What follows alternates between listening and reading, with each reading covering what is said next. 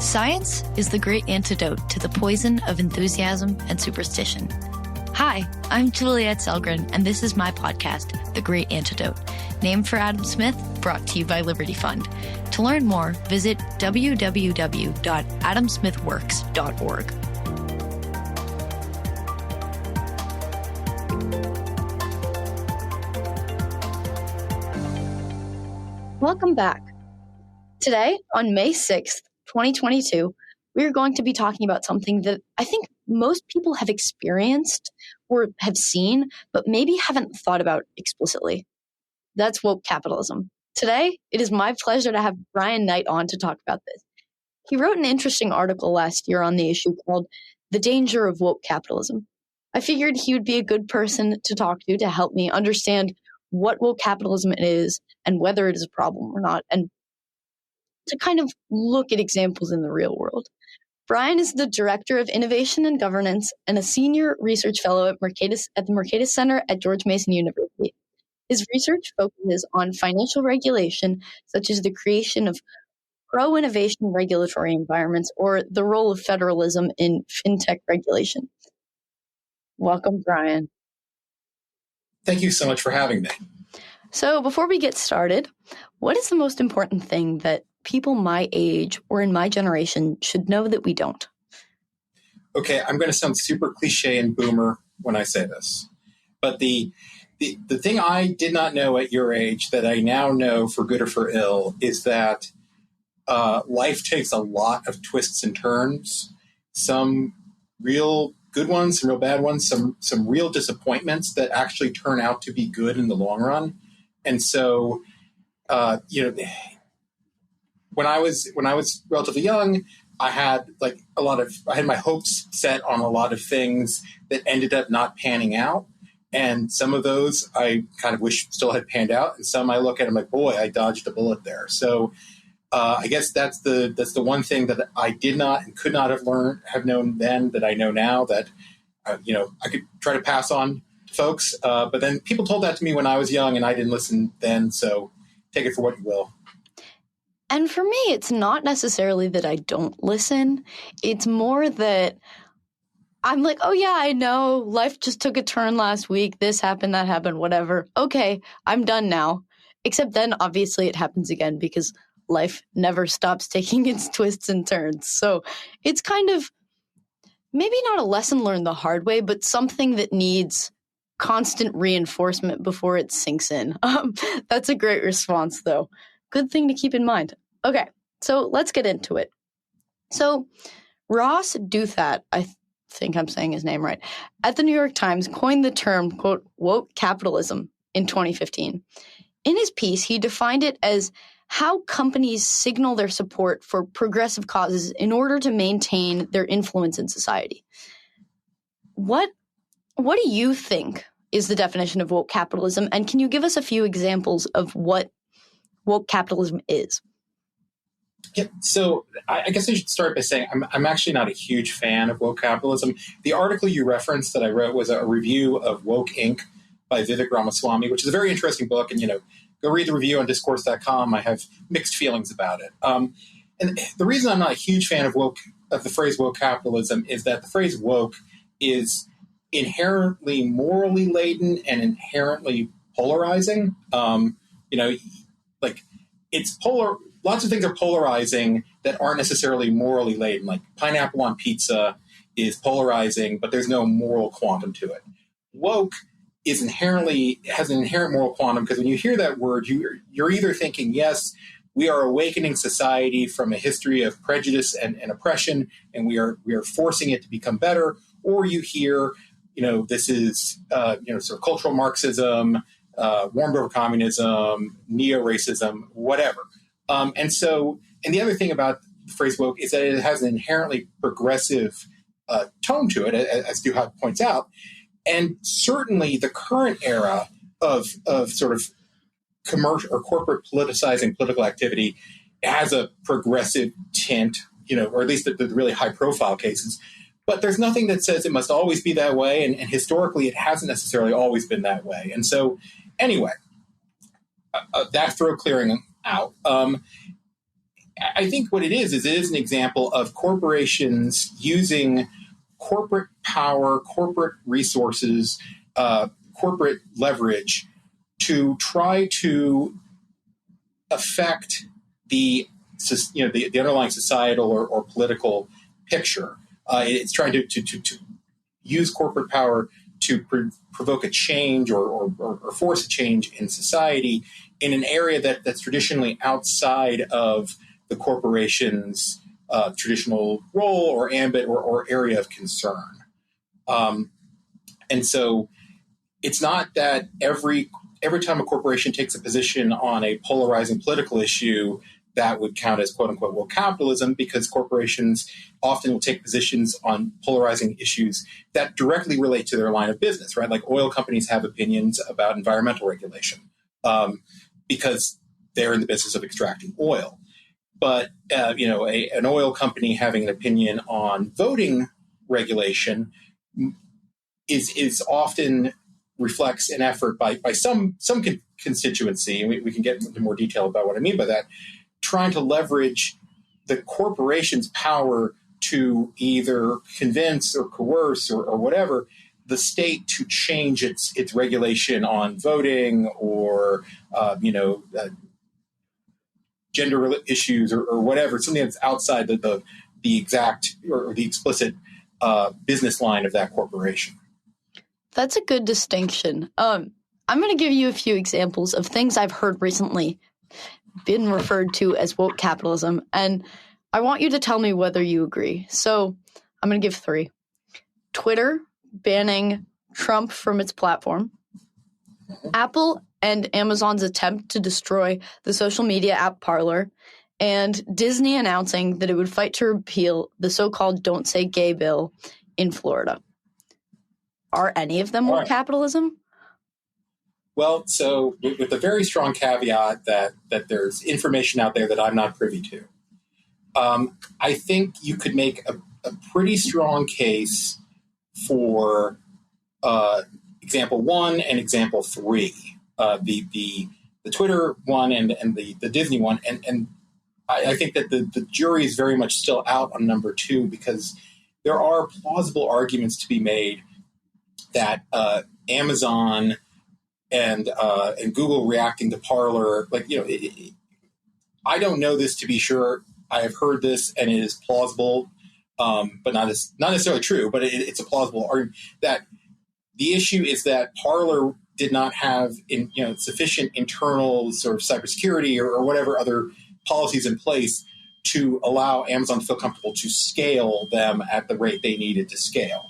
I don't know if that's true, but that's a possibility. Conversely, say Disney taking a position on the sort of parental rights in education or Don't Say Gay, depending on which side you're on, bill, it's much harder to see that as something inherently related to Disney's line of business. It appeared to be largely driven by pressure from some employees, and so. But what it was Disney, the Disney CEO not speaking in their individual capacity, but representing Disney and making statements about how Disney would use its resources in the future to affect the political environment in Florida and other states in an area that doesn't directly relate to Disney's line of business. It isn't, we really want it to be easier to make theme parks, or we want more subsidies for filming in certain locations or whatever. It's something to the side of Disney's core line of business. Twitter is kind of an iffy one, and I don't know. I know that the FEC did an investigation of that. I haven't had a chance to read it yet, but if I recall the news coverage, they found that it was done for a business purpose. But just because something's done for a business purpose, at least superficially, I would argue, doesn't take it out of the sort of corporate polarizing political activity, vein necessarily, because one of the phenomena that's at stake, and we see it at Disney, and we arguably see it with Twitter, is that other constituencies of the corporation will try to leverage the corporation's power by changing corporate management's incentives. And I threw out a lot of jargon there. if I could take a minute, I guess I'll just try to explain what I mean go by ahead. that. Yeah, so picture simplified model. Picture a corporation like a machine, and you have the management in the cockpit of the machine. You have employees sort of running the bits and pieces of the machine. You have investors fueling the machine, and you have customers, hiring out the machine. The management in the cockpit can make choices on their own motion because they think something is good or bad or right or wrong, and they are under legal obligations as to how they do that. But there's also very frequently a lot of discretion and a lot of legal defense available to them for making choices. But so the management themselves might say, we think this is good or bad. We think this law is bad, and there'd be a temptation on their part to use the corporate machine to discourage the law from being passed or to fight against it. And that presents an agent principle problem potentially, because the management actually owes a responsibility to the shareholders to maximize profit rather than use the corporate assets for what they want. But the managers are also have to keep the employees relatively happy, because if the employees stop working, the machine breaks down. They have to keep customers happy, and some customers might be more important to them than others. They have to keep the shareholders happy. And in the United States, when I say shareholders, very frequently what I actually mean for these purposes are asset managers who nominally hold shares on behalf of a whole bunch of individuals in retirement accounts, or if you invest in like a Vanguard index fund or something like that. It's actually Vanguard who technically owns the shares of those companies on your behalf, but they're the ones who vote the shares. And so that adds another layer of potential agent principle problem. All of which is to say, you can imagine a scenario, there have been scenarios where the manager says, okay, we're going to take this political stand, this polarizing political stance, not because we ourselves necessarily feel this way, but because if we don't, some constituency that we need to placate to function is going to get mad at us and make our lives hard or put economic pressure on us or something like that. And so even if there's a superficial business reason, that doesn't mean that underlying that is a political reason. So a company fires an employee after a Twitter mob demands that this person be fired. Where does that fit into it versus, say, a company like Hobby Lobby, which, I mean, I didn't really know what it was, but I'm also kind of young, but maybe that's just me living under a rock, whose business structure is tied to religious beliefs. They don't open on Sunday. Their insurance plan doesn't include birth control, that sort of thing. Kind of like Chick-fil-A is what I thought of when I was reading about it, because that's what I know about. How is firing someone because of a Twitter mob, how does that differ from, say, Hobby Lobby or Chick-fil-A firing workers because they're gay or something like that? Well, so I guess the short answer is I'm not aware of Hobby Lobby or Chick-fil-A firing anyone because they're gay, and very frequently doing that would be illegal under state anti-discrimination law. Mm-hmm. But let's take the Twitter mob scenario. It really kind of depends on like what was motivating the Twitter mob, right? Like, what did the employee say? If the employee got on Twitter and dropped a bunch of slurs, and customers were like, "Hey, I don't want to shop with you because you hire a bigot," that's one thing, and we can debate whether or not that's good or appropriate and whatnot. But there, the corporation is looking at it being like, "Wow, that really hurts our reputation for no necessarily defensible reason." But let's imagine an alternative scenario where, okay, employee works at Hobby Lobby's alternate universe twin, but after they clock out, they go to the school board meeting and they argue for allowing transsexual students to compete in sports of their identified gender rather than what's on their birth certificate. And someone else recognizes them as a Hobby Lobby employee and gets on Twitter and says, like, I can't believe you've hired this person and this is inconsistent with our values and Hobby Lobby values. And Hobby Lobby sees the firestorm, realizes that no individual employee, unless they are just an incredible superstar, and is economically worth the hassle of this Twitter storm, and they fire the person. Well, I would argue that does present a problem, because what got that person fired was engaging in core political activity. Like they were availing themselves of their right as a citizen to go assemble, petition the government, express an opinion on a matter of public import, and that activity undergirds the legitimacy of our system. If you take that away, then the legitimacy of our system, I would argue, gets really shaky really fast. And even if Hobby Lobby's position is, we don't care what your view on this is, if we had found out on our own, we wouldn't have fired you. But the Twitter mob of our potential customers makes it economically unviable for us to, it's not worth keeping you on board, because now you cost more than you add in terms of just pure economic productivity to the corporation. I still think there's a problem there, because that's allowing economic power to trump the ability for citizens to have political equality and full political engagement.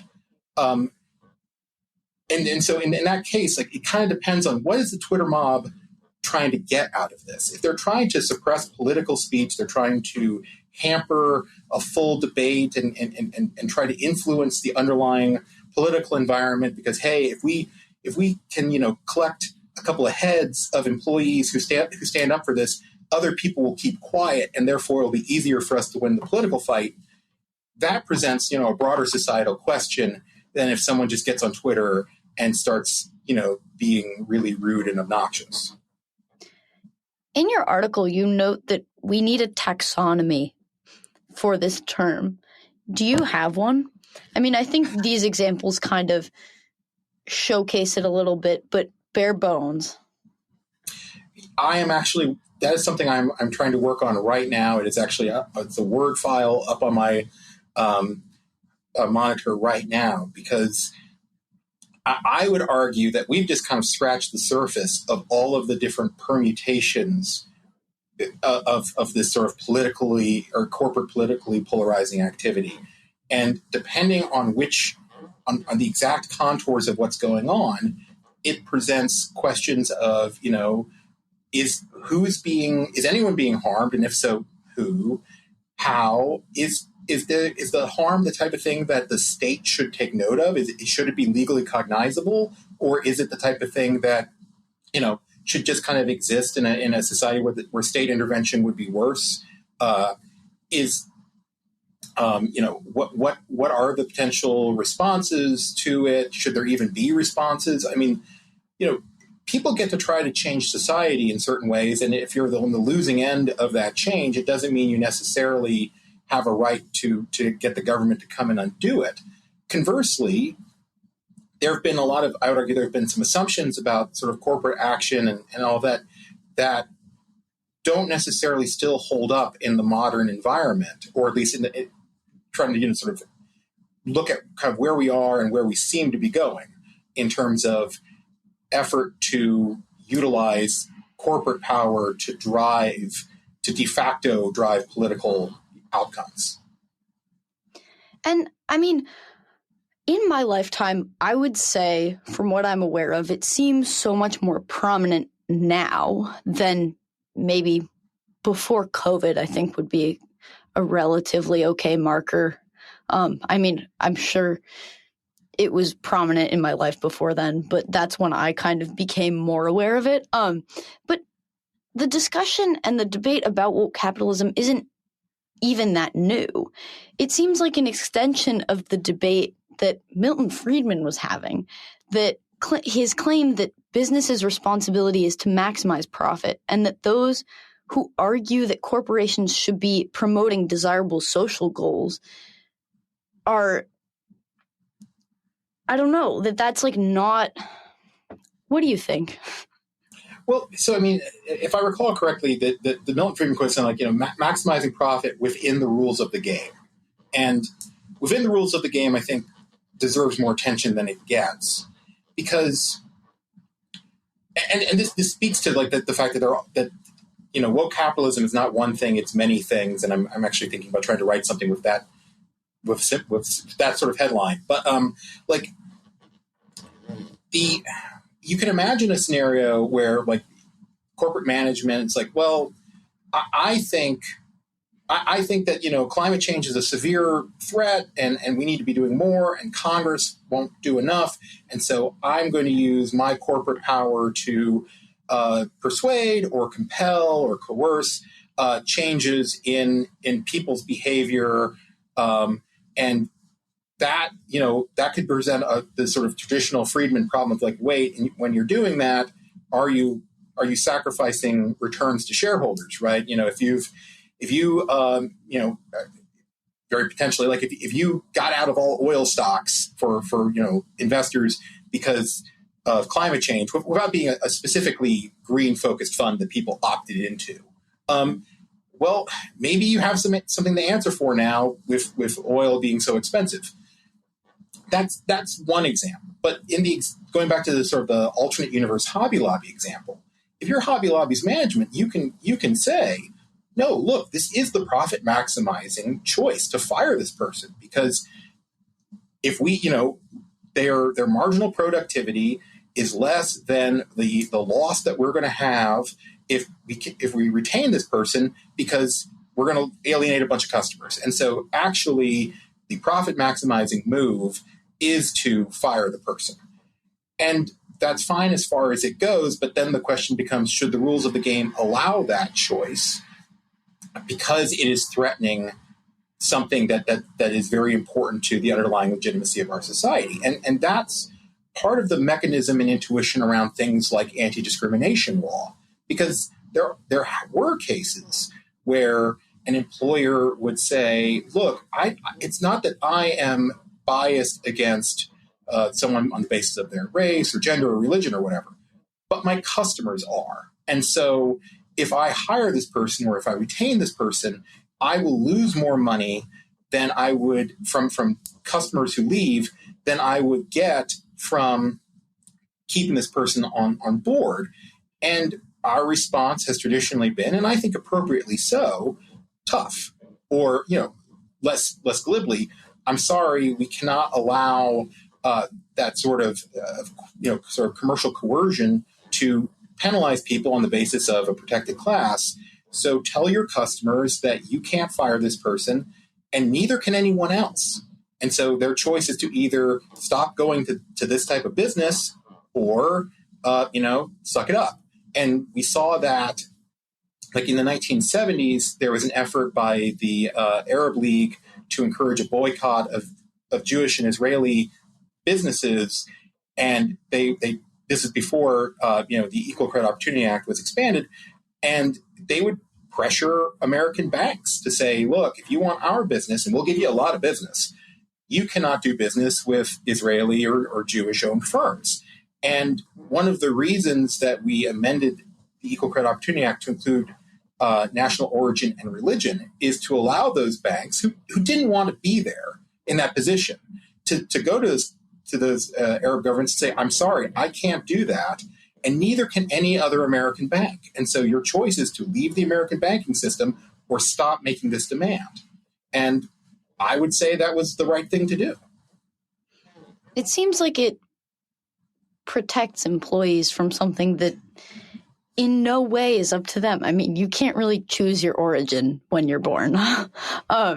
So we've touched on this a little bit, but what are the dangers of woke capitalism, especially in banking? And you've touched on, I mean, you gave that example, but in the examples we've looked at, what are the specific dangers of each situation? Sure. So if I could just cycle back for 1 second, you raise a good point about the sort of immutable characteristic. And the arguable exception to that, and I'm sure all your Calvinist listeners are going to yell at me, and I grew up Calvinist, so mea culpa, is you can choose your religion, or at least it is generally believed you can choose your religion. And so it's not all immutable characteristic. There are some and in some areas, things like political affiliation on a partisan basis are protected classes as well. So it's not all immutable characteristic. To some degree, it is trying to get people to make different choices or to penalize people for their choices. Anyway, with that said, going to banking, I wrote a big law review or big law journal article with a former colleague on this. That my argument is that banks are unique in that they are very much a product of public policy. There is no such thing in the modern world, at least in modern America, as a truly free market. But there are markets that get closer and markets that get further away. The closer ones are marked by things like very limited barriers to entry, no benefits given to some competitors and not others, limited barriers to exit so that if your firm fails, it fails. The government doesn't come in and keep you alive. The government not giving you certain, access to certain utilities or something like that they don't give some of your competitors, et cetera, et cetera. Everything I've just described, banking has all of those things. There are very high government-imposed discretionary barriers to entry. The government gets to choose whether or not to give you a banking charter or FDIC insurance. It isn't something that's granted as a matter of right, like a business license. Banks get a lot of advantages over non-banks in areas like lending and money transmission. Banks get, have a significant implicit and sometimes explicit guarantee against failure. They get the government will lend them money, and for the really big banks, there's a view that we can't let them fail. They're just so systemically important that we're not going to let them fail. And so, and it's worth asking, well, why do we do that? And the answer that's put forward is banks are essential to a modern economy. You need to have a bank or something like a bank to access funds, to consolidate funds, to move money, to get credit. And if you can't get access to a bank as a business, life becomes borderline impossible for you. Certainly, if you're a business of any size, if you can't get access to banking services as an individual, life becomes very, very, very difficult. And so we empower these institutions to facilitate a lawful economy. And, lawful economy is dictated by what is lawful, which is governed by the political process, and what do people actually want to buy and sell, and that's governed by the market process. But if banks interpose themselves and say, well, as they've done recently, and say, well, look, Congress should outlaw X, Y, or Z, but they won't. So we're going to try to, effectively change the availability of these services by imposing requirements on potential customers that they meet our standards, which are higher than, or more restrictive, I should say, than the legal standards. And that's how we are going to make a change in the world.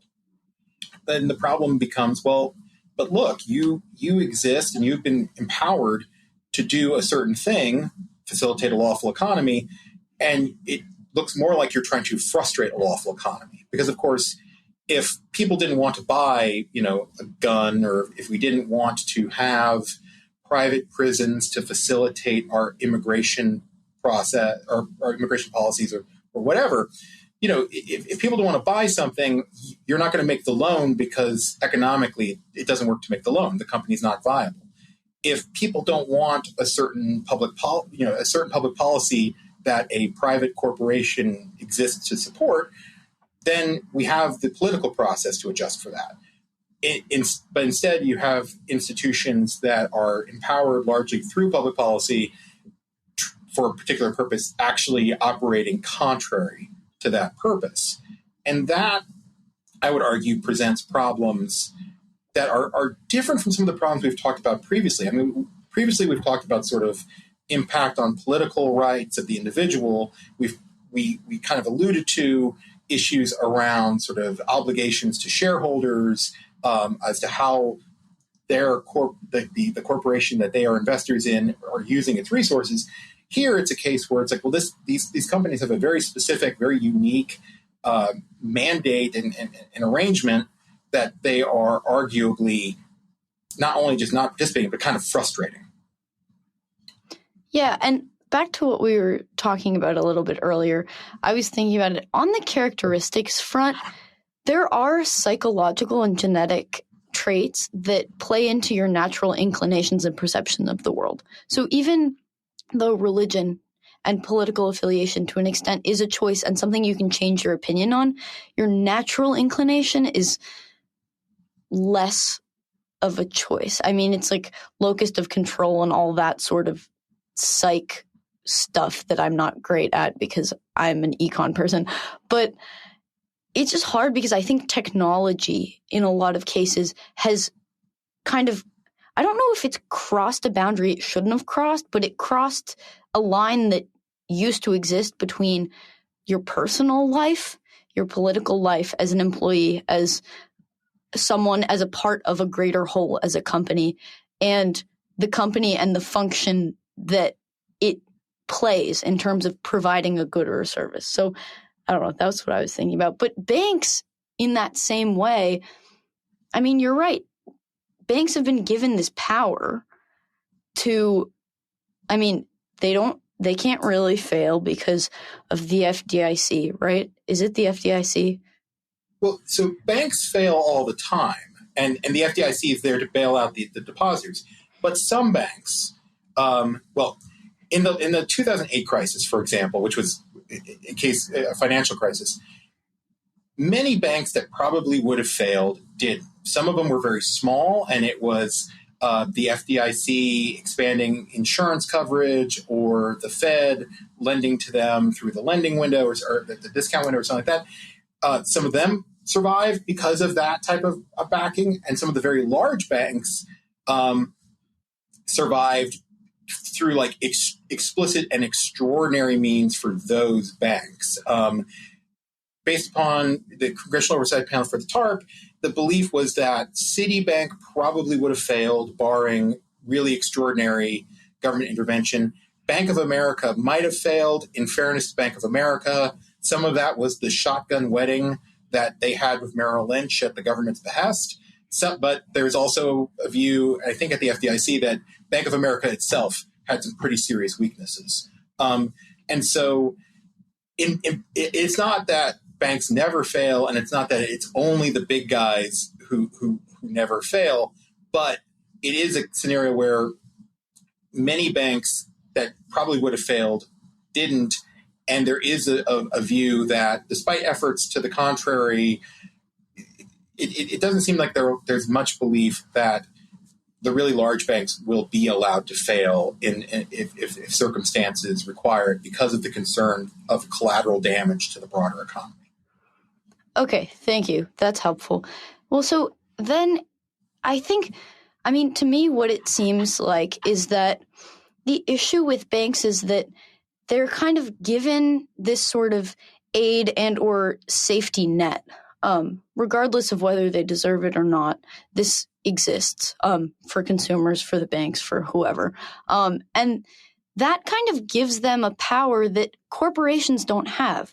So there's less of a check on whether a bank can discriminate because of political affiliation or this or that. Whereas, I mean, there's that quote I think it was Michael Jordan in the NBA who said, going woke is going broke. Republicans buy shoes too. So that's why he's not involved in politics. And I think a lot of the stuff we kind of forget, and I don't know, and I mean, maybe it's consumers and us who were thinking about this and we're forgetting, but maybe it's companies that are forgetting this when they're participating in woke capitalism for virtue signaling, for true belief, for whatever. They kind of forget that not everyone is so woke. And even people who are woke can have issue with woke capitalism because they think it's virtue signaling. I mean, my friends, so Starbucks does commercial compostability. But if I, as an individual, were to try to attempt to compost a Starbucks cup on my own. I couldn't do it. It requires some sort of special methods and something.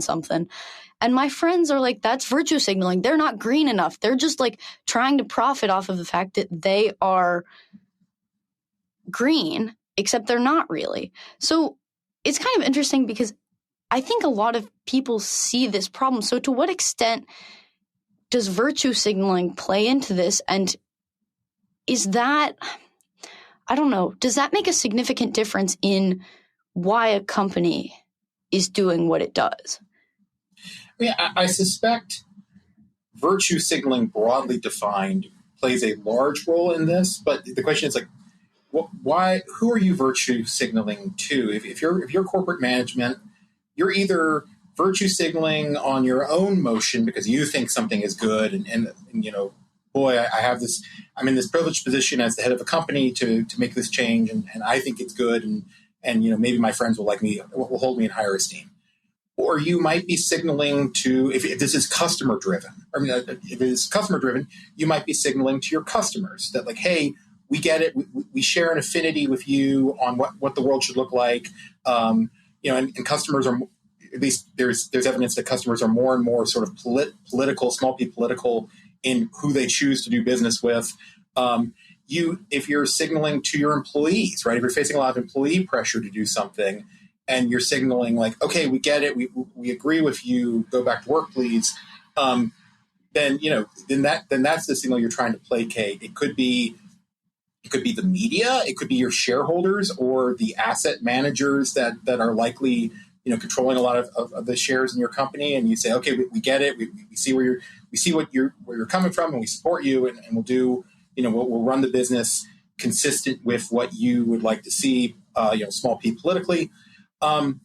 So, you know, to some degree, there's some signaling in all cases. Now, in some cases, like the allegations of greenwashing, it's more you know, smoke and mirrors than reality, right? You're like, oh well, we can technically say that we are you know, 100% recycled materials, but if anyone actually cracks open the lid and looks at it, it's actually not efficient or good for the environment or whatever.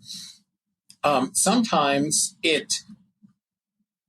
for the corporation doing it, it may just be trying to placate a constituency through signaling, but it has real effects. Like some group is hurt or benefited in a real way by this, and that's what the constituency that's being placated wants to see, is like, hey, we want to make a change in the world. We have leverage over you as a corporate institution. You in turn have some sort of power, and we're gonna use our leverage to get you to use that power to further our vision. And so, you know, and that can, as discussed earlier, like that can take a bunch of different forms, ranging from, you know, fairly benign or you know, if you're not into it, it's, you know, mildly annoying, to, you know, potentially really pernicious, and everywhere in between. Do you think that we could restrain woke capitalism through policy, and should we? I mean, my natural inclination is to think that I would rather defer to companies and consumers than rely on the government for multiple reasons, because I trust myself more than I trust anyone else, and I assume most people do.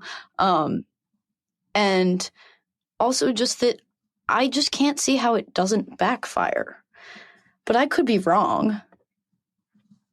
I think the answer to that question really depends on what exactly you're talking about. Because like I said, I mean, woke capitalism can range from the mildly positive / annoying, depending on which side of any given issue you fall down on, to potentially really pernicious. You know, let's take the Disney example, where they said we oppose this law, and we're going to use, you know, there was sort of an open-ended commitment, but vague commitment to, you know, work to get it repealed or to oppose similar laws in other states.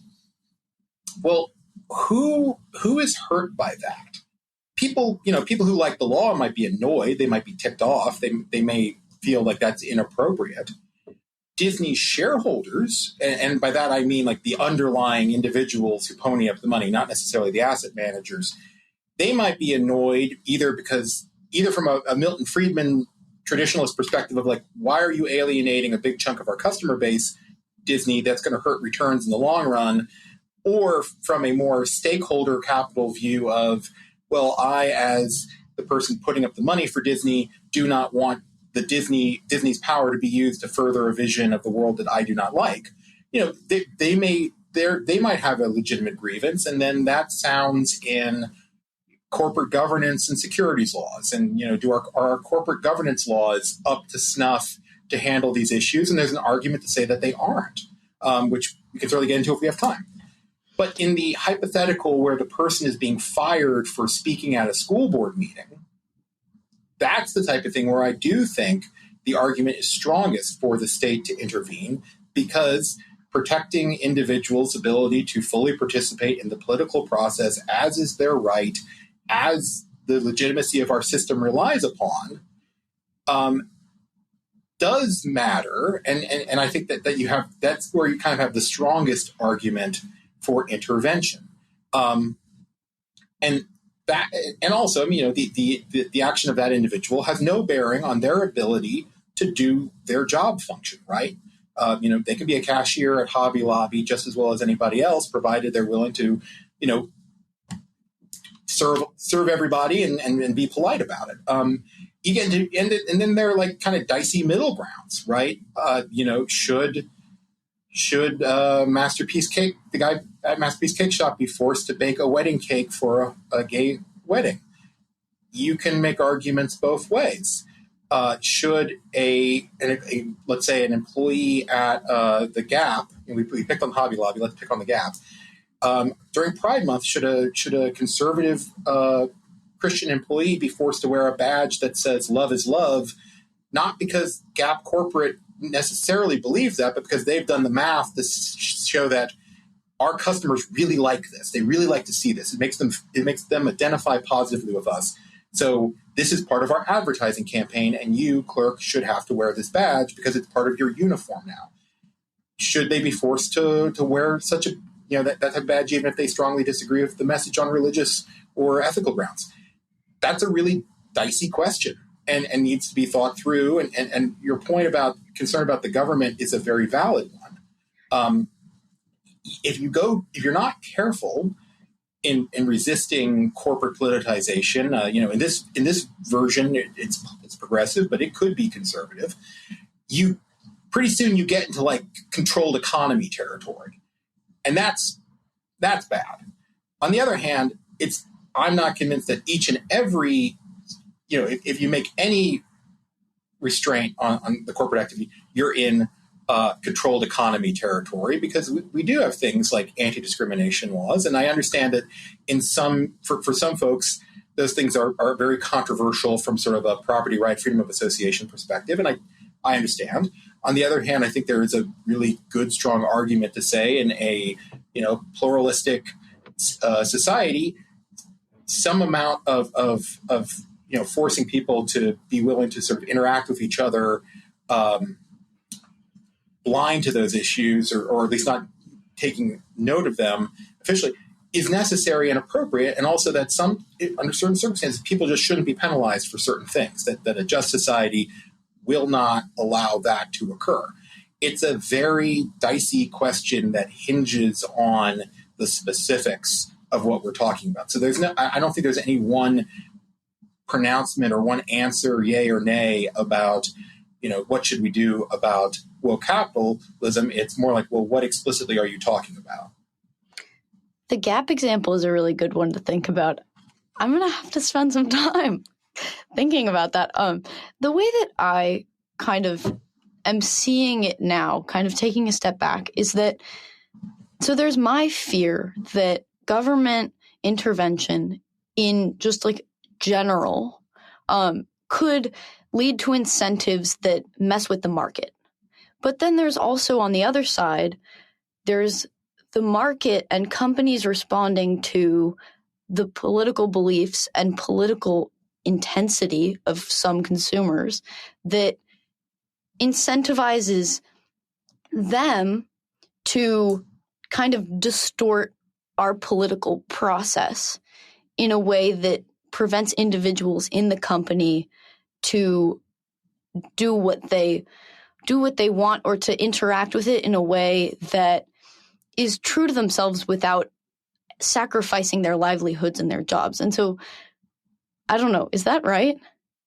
No, I think that's exactly right. I mean, when we think about this as people who care about individual liberty and who care about economic liberty and all these important things, I would argue, and mind you, I'm probably on the more aggressive side of the spectrum on this, that the risk you run under certain circumstances, for some of this, not necessarily all of it, but for some of it, is a world where the people with more economic power, be it the asset manager or the sort of most dominant group of customers or whomever, end up using that economic power to coerce or convince corporations or just incentivize corporations, let's say that, to then use that power to suppress political activity. And there's a word for a government where the rich people make all the rules, or where the rich people get to use their economic power to suppress the speech and activity of the less rich. It isn't a democracy. It isn't a republic. It isn't somewhere I think any of us want to live. And so, we should be very wary of folks saying, well, the government needs to go in there and do something to that company because they have a position I don't like. We need to be very wary of that. On the other hand, I would also say we should be wary of just sort of a knee-jerk, like, well, the free market will sort it out, or, well, what are we going to do? Any regulation would be worse. I don't necessarily think that's the case. Instead, I think we need to really focus on, like, what explicitly or specifically are we talking about? What is the harm? Who's being harmed? Should this harm does this harm require, or should this harm receive a government response? And what's the minimally invasive response to mitigate the harm? And that is going to be a very complex question under any given circumstance, but it's the question I think we need to face up to. I wish we had more time to talk. Thank you so much for coming on the podcast. Before we go, I have one last question. What is one thing you believed at one time in your life that you later changed your position on, and why? Well, perhaps ironically, given our conversation today, I shouted it. I used to be way more confident in the market's ability to solve almost everything. I think markets are incredibly powerful and incredibly valuable, and on balance, incredibly beneficial things. And I would not want to go to a world without them. And I think that they do amazing things.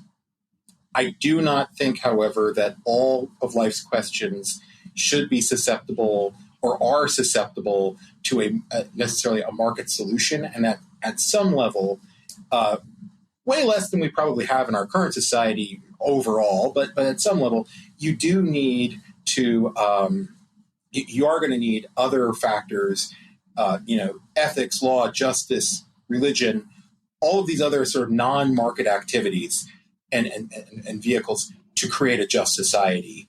And so, or I guess put differently and glibly, the market was made for man, man wasn't made for the market.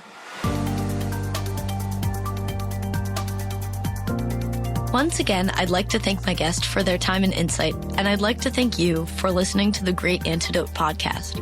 The Great Antidote is sound engineered by Rich Goyette. If you have any questions, any guests or topic recommendations, please feel free to reach out to me at thegreatantidote@gmail.com. Thank you.